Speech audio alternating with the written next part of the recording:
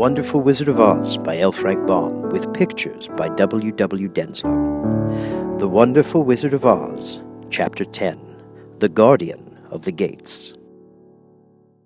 It was some time before the Cowardly Lion awakened, for he had lain among the poppies a long while, breathing in their deadly fragrance. But when he did open his eyes and roll off the truck, he was very glad to find himself still alive. I ran as fast as I could," he said, sitting down and yawning. "Oh, but the flowers were too strong for me. How did you get me out?" Then they told him of the field mice and how they had generously saved him from death. And the Cowardly Lion laughed and said, "I have always thought of myself very big and terrible, yet such small things as flowers came near to killing me, and such small animals as mice have saved my life.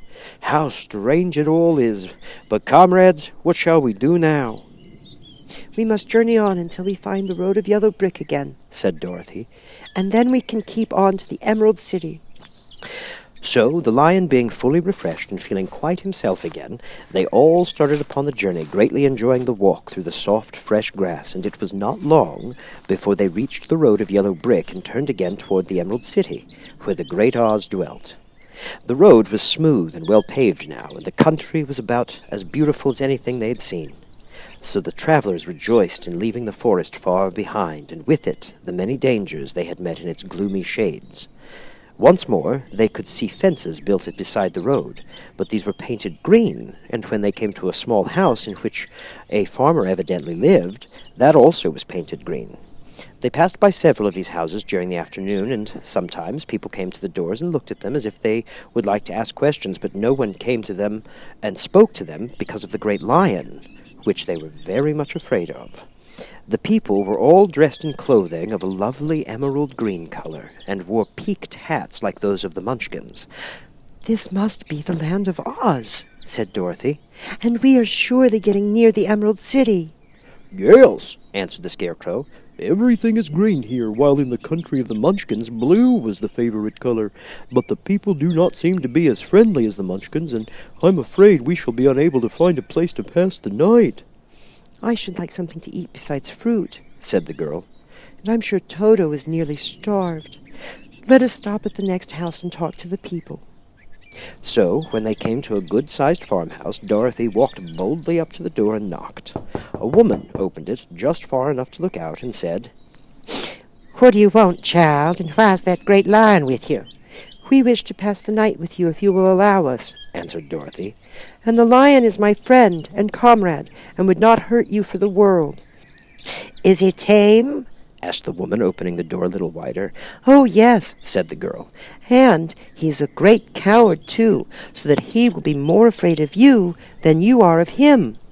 "Well," said the woman, after thinking it over and taking another peep at the lion, "if that is the case, you may come in, and I will give you some supper and a place to sleep." So they all entered the house where they were. Besides the woman, 2 children and a man lived there. The man had hurt his leg and was lying on the couch in a corner. They seemed greatly surprised to see so strange a company, and while the woman was busy laying the table, the man asked, "Where y'all going?" "To the Emerald City," said Dorothy, "to see the great Oz." "Oh, indeed!" exclaimed the man. "Are you sure that Oz will see you?" "Why not?" she replied. "Why, it is said that he never lets anyone come into his presence. I've been to the Emerald City many times, and it is a beautiful and wonderful place, but I've never been permitted to see the great Oz, nor do I know of any living person who has seen him." "Does he never go out?" asked the Scarecrow. "Never. He sits day after day in the great throne room of his palace, and even those who wait upon him don't even see him face to face." "What is he like?" asked the girl. "That is hard to tell," said the man thoughtfully. "You see, Oz is a great wizard and can take on any form he wishes. So many say he looks like a bird, some say he looks like an elephant, and some say he looks like a cat. To others he appears as a beautiful fairy, or a brownie, or in any other form that pleases him. But who the real Oz is when he's in his own form, no living person can tell." "That is very strange," said Dorothy.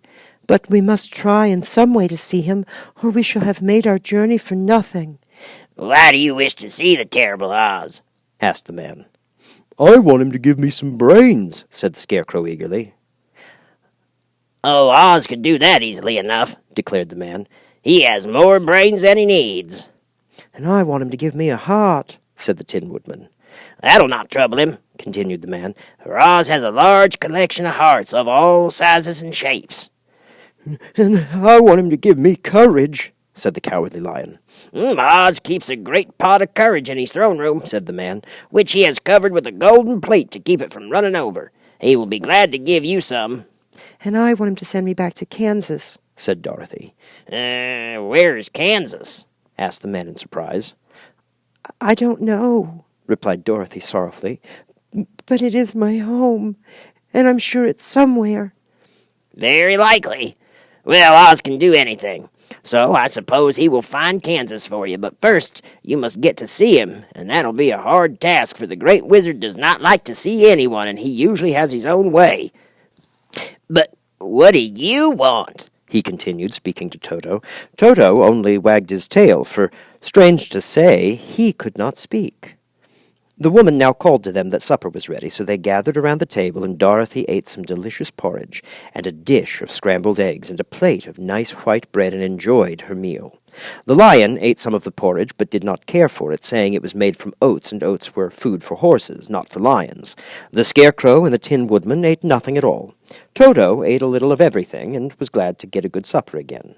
The woman now gave Dorothy a bed to sleep in, and Toto lay down beside her, while the lion guarded the door of her room so she might not be disturbed. The Scarecrow and the Tin Woodman stood up in a corner and kept quiet all night, although, of course, they could not sleep. The next morning, as soon as the sun was up, they started on their way, and soon saw a beautiful green glow in the sky just before them. That must be the Emerald City, said Dorothy.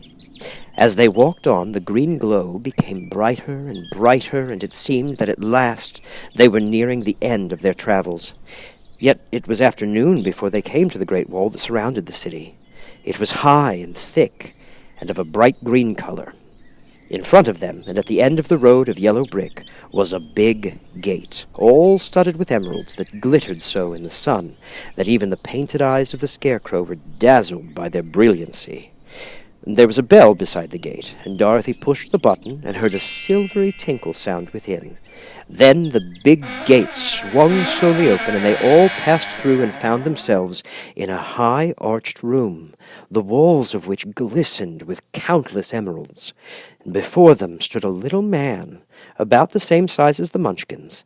He was clothed all in green from his head to his feet, and even his skin was of a greenish tint.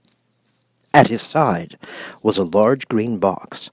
When he saw Dorothy and her companions, the man asked, "What do you wish in the Emerald City?" We came to see the Great Oz, said Dorothy. The man was so surprised at this answer that he sat down to think it over. Well, it has been many years since anyone has asked me to see Oz, he said, shaking his head in perplexity. He is powerful and terrible, and if you come in idle or foolish errands to bother the wise reflections of the Great Wizard, he might be angry and destroy you all in an instant.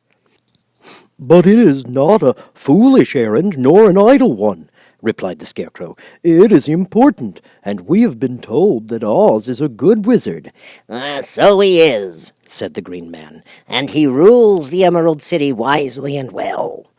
But to those who are not honest or who approach him from curiosity, he is most terrible, and few have ever dared ask to see his face.